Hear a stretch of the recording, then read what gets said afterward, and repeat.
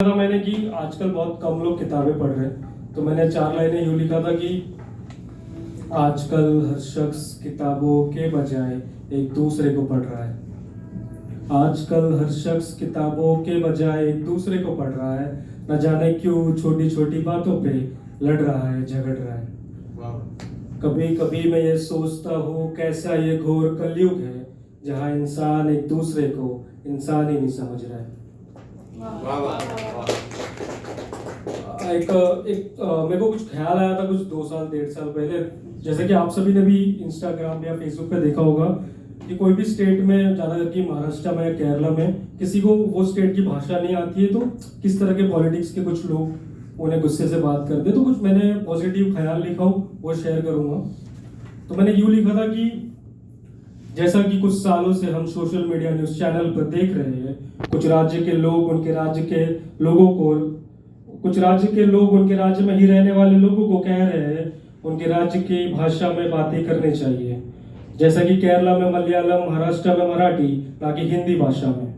मैं यही कहना चाहूँगा कि जिनको अपने राज्य की भाषा नहीं आती है उन्हें सीखना चाहिए। हम सभी समझ तो पाते हैं वो भाषा, लेकिन कह नहीं पाते, इसलिए हमें सीखना चाहिए। और जो कुछ राजनीति के लोग हैं उनसे यह आग्रह करूंगा कि अगर कोई आपको मिले जिसे उसके राज्य की भाषा नहीं आती है तो उन्हें डराइएगा नहीं, उनसे गुस्से में बात नहीं करिएगा, बल्कि शांति से उन्हें कहिए कि भाषा सीखिए।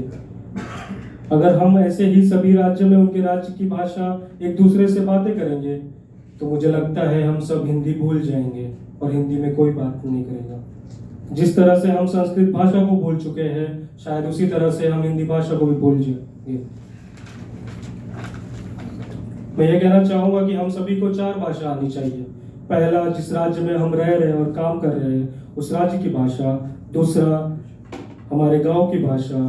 तीसरा, जिसमें हम ज़्यादा करके बातें करते हैं, हिंदी। और चौथा, इंग्लिश। अगर इस तरह से हम रहेंगे तो कोई भी व्यक्ति हमें कुछ कह नहीं सकता, चाहे वो राजनीति का व्यक्ति ही क्यों ना हो।